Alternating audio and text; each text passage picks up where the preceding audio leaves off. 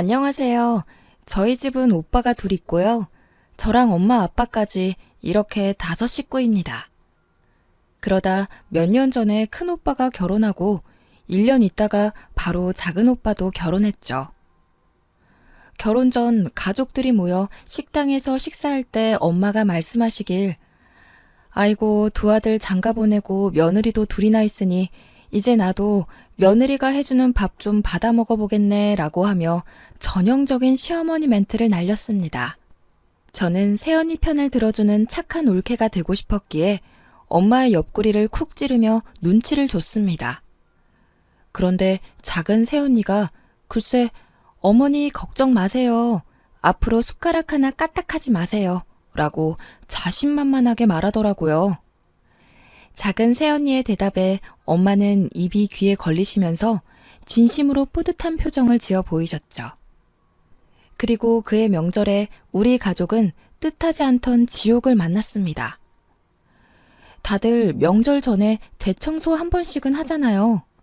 그래서 저희 엄마도 슬슬 짐도 정리하고 더러운 건 안 보이게 숨겨놓고 했었는데 글쎄 명절 일주일 전에 작은 새언니가 큰 가방 2개를 끌고 내려왔더라고요. 처음에 무슨 이사라도 온 줄 알았습니다. 사람이 들어갈 만한 크기였거든요. 작은 새언니는 당당하게 청소가 필요할 것 같아서 자기가 전부 준비해왔다며 웃더군요. 엄마는 당연히 좋아하셨습니다. 하지만 엄마의 기쁨이 곡소리로 바뀌는 데는 시간이 얼마 안 걸렸죠. 작은 새언니는 도착하자마자 집안 대청소를 시작했습니다. 근데 이 대청소라는 게 그냥 우리가 일반적으로 생각하는 대청소가 아니었어요. 전문 업체에서는 입주 청소급이었죠. 그릇 다 싸놓고 소독하고 냉장고 싹 비워버리고 심지어 냉장고를 끌어내서 냉장고 바닥까지 청소하더군요. 처음에 그 모습을 보고 입이 딱 벌어졌습니다. 여리여리하게 생겨서는 냉장고와 식기세척기까지 번쩍 들어올려서 밑에 먼지를 닦는데 다들 그렇게까지 열심히 할 필요 없다며 새언니한테 좀 쉬면서 하라고 말했죠. 그런데 먼지만 닦으면 다행인데 조금이라도 더러워 보이는 건 전부 버렸습니다.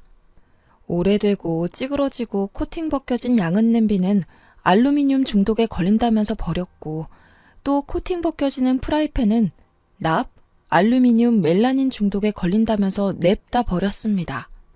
이것저것 싹 버리고 후드부터 싱크대까지 거의 재조립 수준으로 만들어버리더라고요.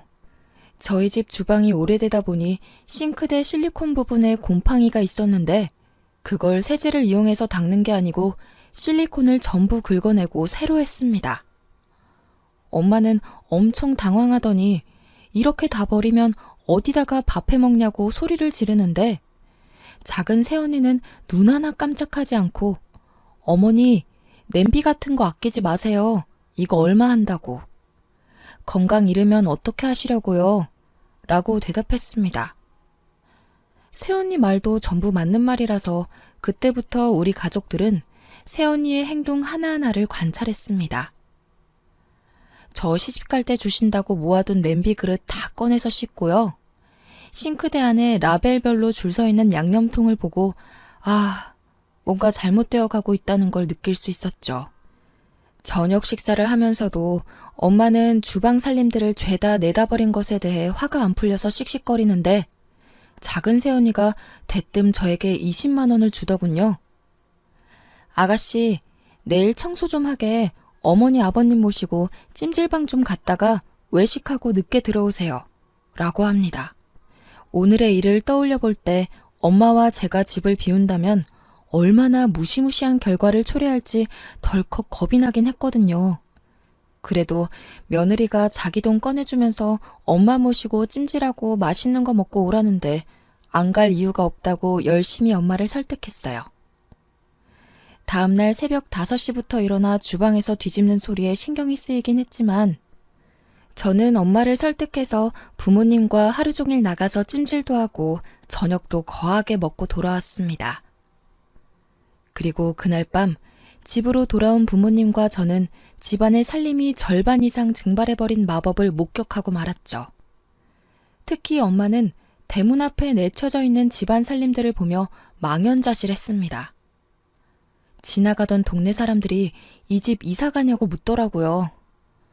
엄마는 기가 막혀 아무 말도 못하고 있고 이제껏 지켜보던 아빠가 화를 참지 못하고 새언니한테는 직접적으로 화를 내지 못하시고 작은 오빠에게 전화해서 난리를 쳤네요. 근데 작은 오빠 하는 말이 작은 새언니의 취미이자 특기가 청소라고 하지 않았냐며 자기도 결혼하고 보니 그만큼 우리 집이 더러웠다고 하더군요. 처음에는 적응이 안 될 수 있는데 막상 하고 나면 속이 시원해지고 후련해질 거라고 버려지는 물건의 미련을 빨리 버리라고 불난 집에 부채질을 하고 있는 거예요. 결국 그날은 그냥 넘어갔습니다. 물론 엄마는 밤새 잠 못 이루시고 들썩거리면서 화를 사귀고 계셨지만요. 다음 날 작은 새언니와 오빠가 집에 왔습니다. 엄마가 작은 오빠와 새언니를 거실로 부르셨어요. 며칠 사이 벌어진 살림살이에 대해서 본격적으로 화를 내시더라고요. 그랬더니 새언니가 핸드폰을 꺼내 청소 전 찍어둔 사진을 보여주며 어머니, 이런 기름때에 곰팡이 덕지덕지 된 곳에서 어떻게 사셨어요? 아버님 보세요. 식당에 갔는데 주방이 이렇게 기름때 있으면 그 식당에서 음식 사 먹고 싶으시겠어요? 먹는 건 그렇다 쳐도 위생적으로도 안 좋죠. 음식에 이런 거 하나 들어가 봐요. 그게 다 몸속으로 들어가는 건데. 라며 차근차근 따지는데 틀린 말은 하나도 없고 나름 논리적이라 엄마는 반박도 못하고 거품을 무셨어요. 아빠도 그냥 끄덕이고만 계셨고요. 엄마가 조용해지니 다음 화살은 저에게 날아왔습니다. 새언니는 저에게 다 큰 여자 방 꼬락서니가 그게 뭐냐면서 잔소리를 하더군요. 순간 짜증이 나서 남의 방을 왜 뒤지냐고 따졌어요. 그랬더니 작은 새언니 특유의 단호한 얼굴로 정말 너무 더러워서요 라고 하더군요. 결국 연휴 내내 새언니는 신들린 무당처럼 세제를 들고 날아다녔고 바퀴 달린 미니 크레인이라는 신문물의 도움을 받아 800ml짜리 냉장고를 끄집어내 10년 전 잃어버린 내 성적표를 찾아내는 기적과 안방 서랍장 뒤에서 아빠가 숨겨놓고 잊어버린 비상금을 찾아내기도 했고요. 작은 방 책장을 조심스레 드러내더니 그곳엔 오빠들의 직바꾸리 폴더에 담지 못했던 여자들의 사진을 발견하는 기적들을 행하셨습니다. 엄마는 언니가 버리면 다시 주워와서는 작은 새언니가 버릴까봐 다시 숨기는 숨바꼭질을 하더군요. 명절 때 엄마도 저도 부엌 근처에도 못 갔어요. 큰 새언니 역시 영문도 모른 채 싱크대 근처도 못 가고 피난 행렬에 동참했죠. 작은 새언니는 본인이 일하는 주변에 사람들 오는 거 정말 싫다고 단호히 선언했기에 온 가족이 작은 새언니 주변에 얼씬도 못했네요. 작은 새언니는 주방에서 음식을 하다가도 누가 무언가를 먹다 흘리면 귀신같이 쫓아와 닦았습니다. 꼭 살아있는 로봇 청소기 같다고 할까요? 본인이 청소해 놓은 거 보면서 정말 행복해해요. 혹시 누가 점퍼라도 벗어 소파에 걸쳐 놓으면 고통스러워하는 게 작은 새언니의 표정에서 느껴집니다. 그럼 우리 가족도 같이 고통스럽죠. 갑자기 뭔가 무거운 공기가 느껴지면 100% 누군가 해서는 안 될 짓을 했다는 거죠. 그래서 온 가족이 집에 들어올 때 밖에서 옷을 털고 들어오는 진 풍경이 펼쳐졌고 집에 들어와서도 먼지라도 흘릴까봐 작은 새언니가 부를 때까지 안방에 강제로 갇혀 있었습니다. 한 번은 식사 중 아빠가 쩝쩝 소리 내며 식사를 하셨더니 입안에 음식이 보이는 건 예의 없는 짓이라며 다른 사람들이 보면 더럽다고 욕한다며 아빠에게 훈계를 했습니다. 여기서도 엄마가 빵 터지셨죠. 안 그래도 뭐 하나 꼬투리 잡을 거 없나 보고 계셨는데 엄마는 어디 시아버지에게 그게 무슨 말버릇이냐며 호통을 치더군요. 사실 엄마도 보통 사람은 아니라 둘 사이의 말싸움이 장난 아니었지만 작은 새언니는 절대 엄마에게 밀리지 않았고 결론은 더럽다, 단 하나였어요. 무슨 말싸움을 저리 잘하는지 말싸움 대회라도 있으면 금메달은 따놓은 당상이겠더라고요. 명절 당일에 친정도 안 가고 우리 집 청소를 하더군요. 보다 못한 엄마가 친정에 좀 가라며 등 떠밀었더니 아이 같은 한바구음을 지으며 청소할 게 많아서 친정은 다음에 간다고 말씀드려놨다고 하더군요. 작은 오빠는 올 것이 왔다고 예상했다는 듯 명절 전날 와서 명절 당일 와이프를 두고 혼자 집에 가는 거예요. 정말 어이없었죠. 그렇게 전쟁과도 같았던 태풍과도 같았던 명절이 휩쓸고 지나갔습니다. 마치 지옥과도 같았던 불편했고 답답했던 명절이 끝나고 그 다음 달이 제사였죠. 이번에도 작은 새언니가 내려오니 저랑 엄마는 안방이랑 제 방문을 잠가두었습니다. 작은 새언니는 가소롭다는 듯 가위로 잘라서 가볍게 방문을 따고 들어가 청소를 하더라고요. 엄마는 뭐 이런 게 다 있나 하셨습니다. 그리고 작은 새언니는 심지어 우리 집 청소 전후 사진을 찍어 본인의 SNS에 올리는 겁니다. 우리 집과 가족들은 작은 새언니의 지인, 친정 식구와 SNS 팔로워들에게 더러운 시댁 가족들로 낙인 찍혔네요. 그 후 2년간 피 터지는 신경전을 했죠. 결국 연휴가 유난히 길었던 추석 때 며칠 전에 집으로 배달된 도배지를 보신 아빠가 명절마다 제사 때마다 이게 뭐 하는 거냐고 내 집에서 내가 마음 편히 지내지 못한다며 더 이상 이렇게는 불편해서 못 살겠다고 말씀하셨습니다. 그래서 그 다음 명절부터 제사 차례를 없앴어요. 아예 없앴다기보다는 날짜를 조정했어요. 명절날 바로 전에 절에 모여서 차례 지내고 바로 헤어지자 선언하셨습니다. 그래서 올해 정월부터 절에서 모셨습니다. 연휴에는 각자 가족과 함께 보내자 하셨어요. 그래서 절에서 만나고 밖에서 밥 먹고 각자 집으로 돌아갔네요. 결론은 이제 우리 집은 평화가 찾아왔습니다. 저희 집은 이제 명절 음식, 제사 음식이라는 게 사라져버렸습니다. 아직도 엄마는 새언니 전화만 오면 심장이 뛴다고 하세요. 핸드폰이 울리면 인상을 쓰시면서 아빠에게 또는 저에게 서로 받으라고 미룹니다. 우리 집이 정말 너무나 더러워서 그랬다고 생각하실 수도 있어서 조금 변명을 해보자면 저희 엄마는 그냥 평범한 대한민국 엄마입니다. 부모님은 평생 생선시장에서 생선 손질해서 우리 삼남매 공부시키고 장가 보낸 분들이시죠. 매일 쓸고 닦아 광나게는 못해도 생선 장수 자식들이라고 냄새난다고 욕먹을까봐 매일 씻고 닦이셨어요. 생선 냄새가 너무 싫어 냄새 뺄까봐 밥상에 생선 부위도 잘 안 올리셨습니다. 얼마 전 엄마 심부름으로 제가 작은 오빠 집에 간 적이 있습니다. 부모님이 작은 새언니한테 워낙 대이셔서 작은 오빠 집 근처도 안 가려고 하세요. 저도 안 가고 싶었는데 엄마는 죽어도 쟤네들 사는 곳은 절대 안 가겠다며 못 박았습니다. 오빠만 오라고 하면 혹시라도 새언니랑 같이 올까봐 꼴 보기 싫다고 저한테 다녀오라고 명령하셨죠. 아주 다행히도 새언니는 회사 동료 결혼식에 가는 바람에 작은 오빠 혼자 있었네요.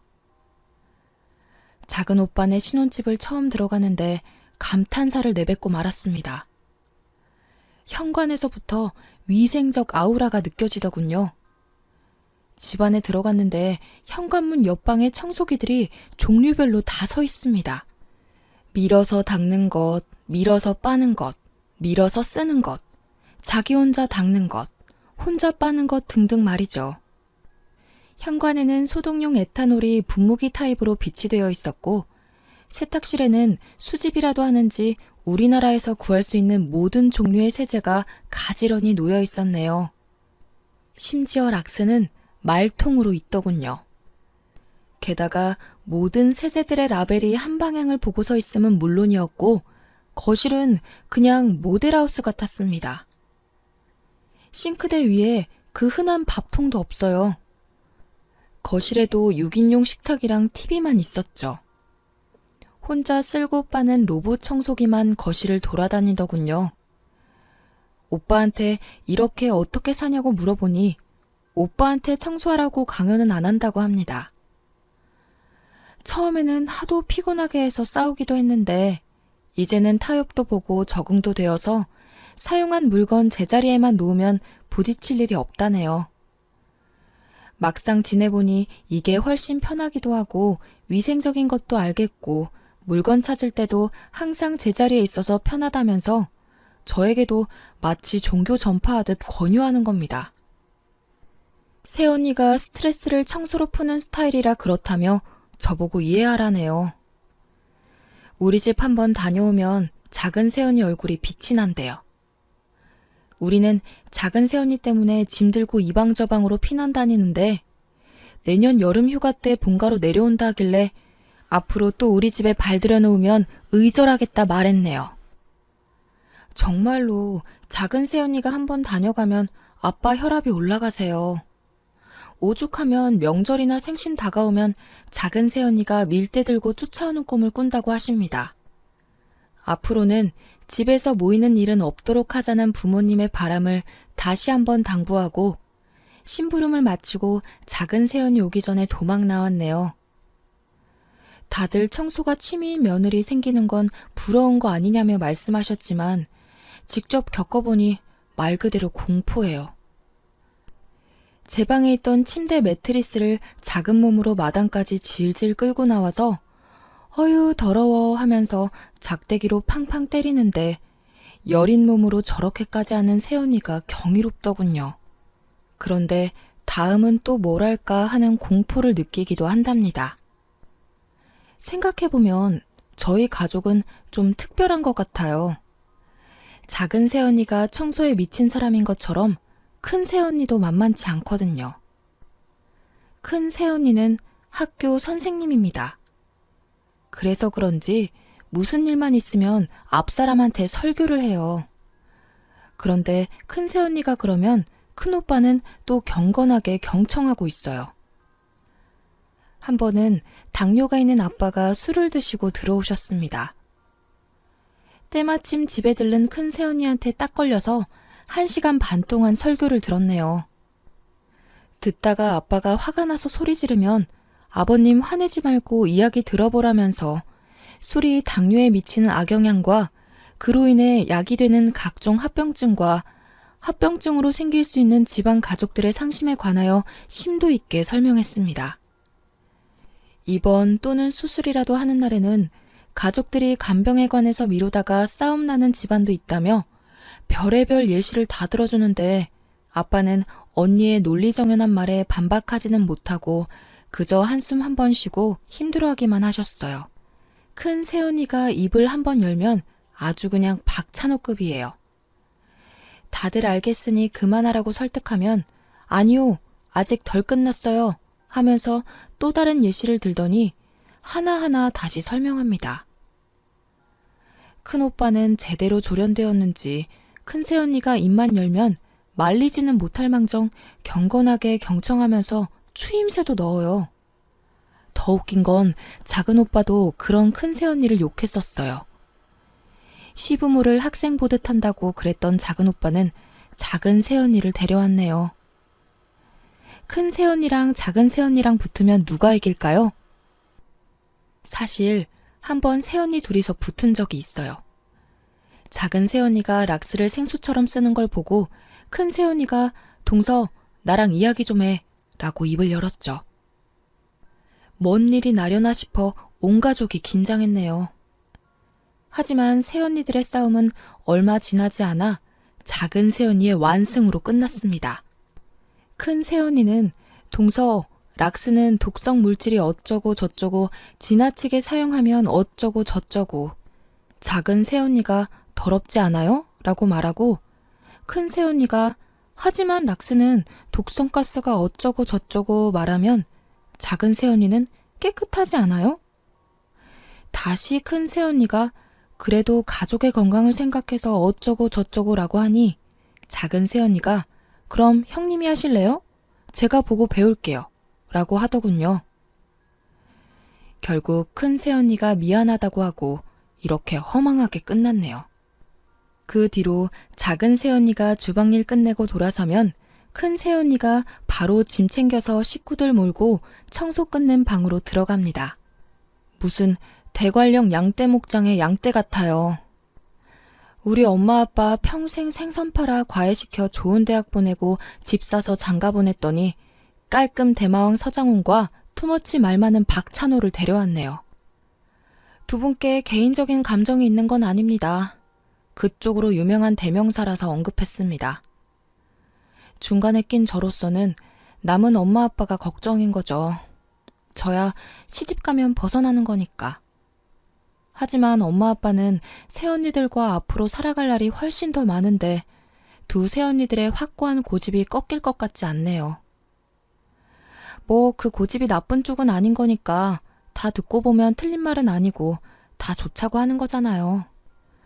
본인들 고생하겠다고 시간 내서 저러는 거니 하루빨리 엄마 아빠가 새언니들을 인정했으면 하네요. 그저 시부모의 숙명으로 받아들이면서 잘 맞춰서 오래오래 스트레스 받지 않고 잘 지냈으면 하는 바람입니다. 하루빨리 우리 집에 평화가 찾아오길 바래요. 제 이야기는 여기까지입니다. 다들 행복하세요.